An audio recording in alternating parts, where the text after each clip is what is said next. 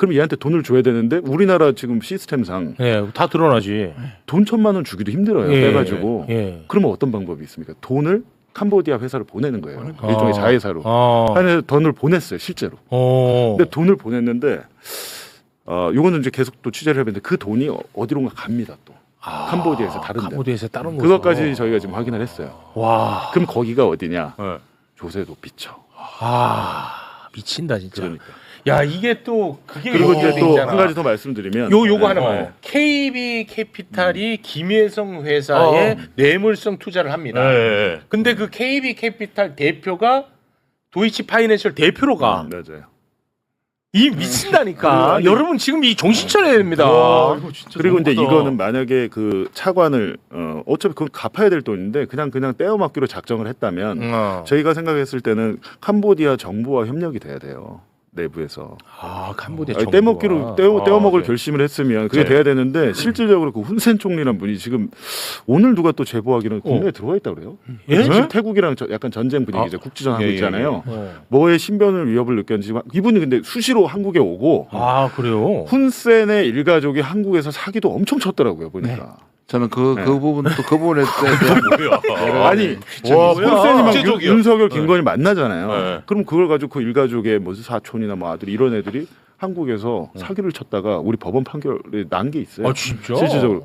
그러니까 되게 그러니까 우리와 친한 인사인데 해먹을 결심은 거기에 협조 없이는 안 됩니다. 지금 훈센의 아들이 거기 그 캄보디아 집권을 하고 있기 때문에. 근데 이제 거기까지는 저희가 이제 한계가 있는데 한 가지 그 이상한 것은 도이치 파이낸셜 말고 히림이라는 거 있잖아요. 네, 히림. 사무소. 그러니까 이렇게 공사하고 이러면 이게 설계도대로 잘 되나 감리하는 회사잖아요. 네.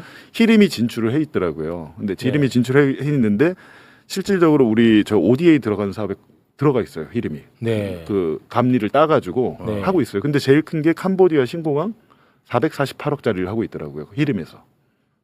또 히림 나오고. 그러니까 4-5개의 사업을 지금 진행하고 있다. 그러니까 김건희에게 뭐 코바나 컨텐츠 협찬한 히림이나 김건희와 사실상 한 몸인 도이치 모터스, 도이치 파이낸셜이 캄보디아에 가 있다는 건 되게 이상한 일인데 자금의 흐름도 일부 보인다 지금. 기자들이 요 정도 밝힐 정도면 우리 금융 당국이 바로 들어가면 바로 확인할 수 있습니다. 그리고 이거는 이 국내에서는 철저하게 가려졌던 뉴스고요. 이게 그 캄보디아에 저는 이명박 박근혜 때도 이 부분에 대해서 이미 아까 말씀하신 훈센가가 상당 부분 개입됐다는 것들을 제가 많이 제보를 받았었거든요. 그러니까 이렇게 짐작을 하면 이미 알고 약점을 알고 캄보디아는 그렇게 해먹을 수 있는 곳이라는 그걸 하고 진출했을 가능성이 매우 크다. 그리고 우리나라 ODA가 무계획적으로 어떤 면에서 과시적으로 가서 안 되는 이유가 뭐냐면 실제로 어떤 나라들은 이렇게 원조를 해주면 우리가 말하는 커미션을 달라고 해요. 그러니까 우리가 주는데 받는 쪽에서 정치인들이 받아가는데도 커미션을 줘야 받겠대요. 왜냐하면 그걸 받아가지고 다 써버리면 그 나라의 예를 들어 경제개발을 써버리면 자기한테 남는 게 없잖아요. 그게 실제로 여러 나라에서 문제가 된 경우가 있어요. 그래요. 그러니까 돈 준데도 거절해요. 그러니까 자기들한테 이 커미션을 줘야 된다는 거죠. 그런 경우가 촉하는 게 이 캄보디아고 문제네. 캄보디아는 전 세계에서 우리나라 ODA에 3위를 받다가 갑자기 이걸 받으면서 1위로 올라갔습니다. 와 문제야.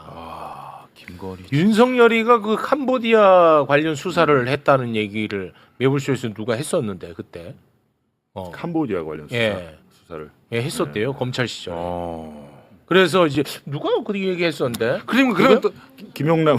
김영남 의원이 오늘 불렀어야 되네. 그러면 아기가 많네요. 김영남. 그러니까 캄보디아가 얼마나 약점이 있고 자기가 나중에 이용해 먹을 걸 다 파악하고 있어. 김영남 의원 말에 따르면은 윤석열이가 캄보디아 수사를 했다는 거예요. 그때 아마 야 캄보디아로 돈 넘어가면 이거는 꼬리가 안 잡힌다라는 걸 알지 않았을까라는 얘기를 한번 했었어요. 근데 제가 오늘 그 저희 7번 제가 드린 사진 7번 사진 보시면 네.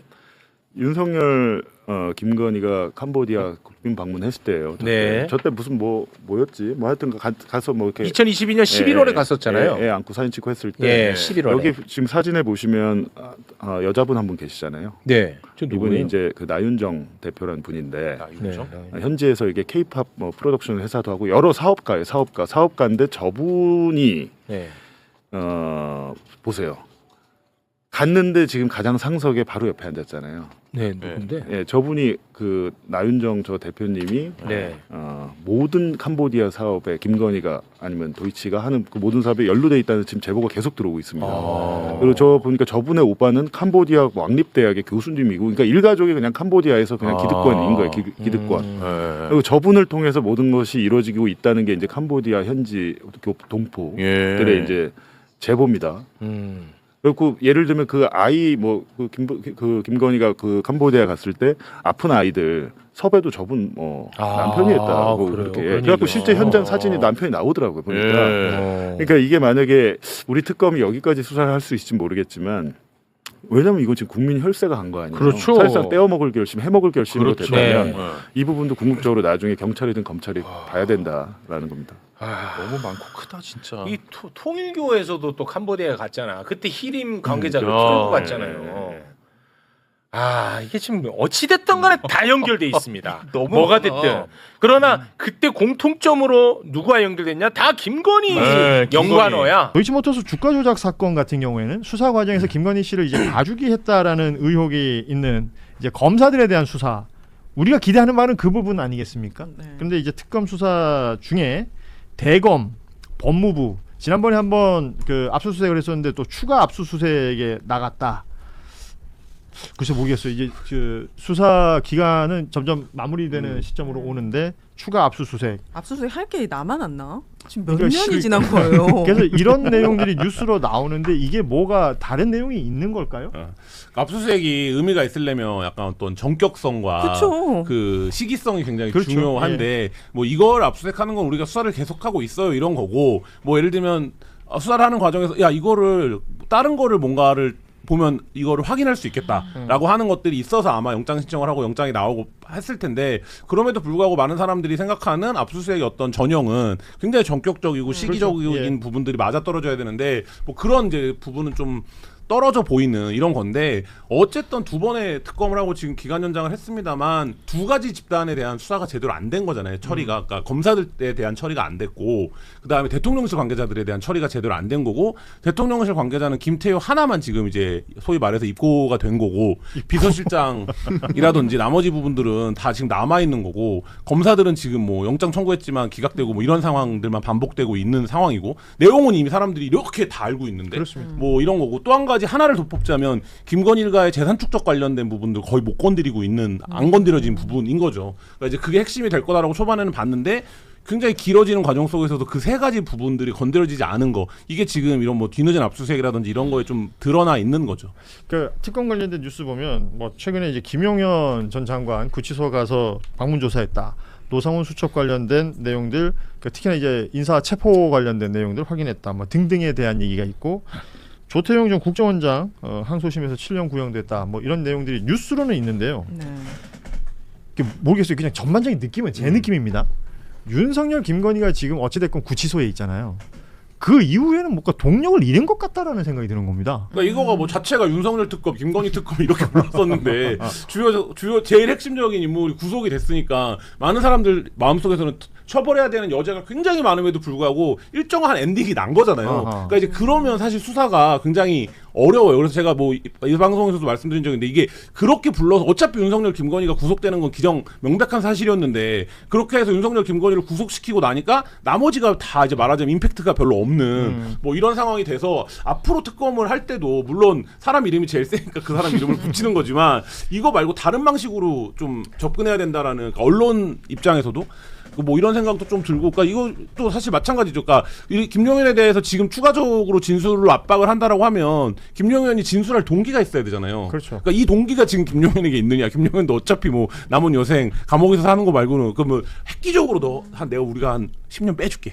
뭐 이런 게 안 되잖아요. 우리는 사법제도상. 그러니까 이게 상당히 모르겠습니다. 뭐 스스로 무너질 수 있죠. 뭐 워낙 떵떵거리면서 살다가 교도소에서 오래 있으면. 근데 그거 말고는 저는 김용현이나 노상원이 진술할 동기가 지금 바뀐 게 있는가 뭐 이런 생각은 들어요. 그게 좀 아쉽습니다. 그러니까 전반적으로 그 여거죄라고 표현했지만 우리가 언론을 통해서 알게 된 그들의 죄상만 해도 한가득인데 그들이 단죄되는 부분들은 그 중에 일부.